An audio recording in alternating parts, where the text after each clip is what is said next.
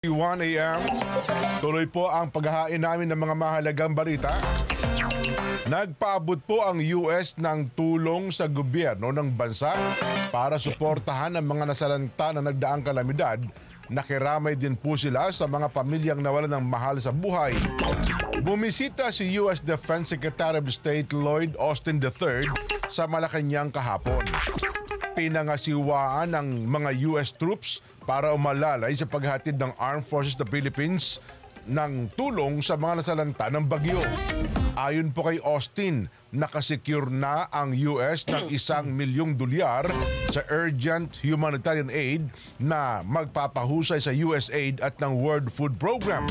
Karagdagan din ito sa halos 100,000 pounds ng mga supply na inaihatid pagkatapos ng bagyong Julian.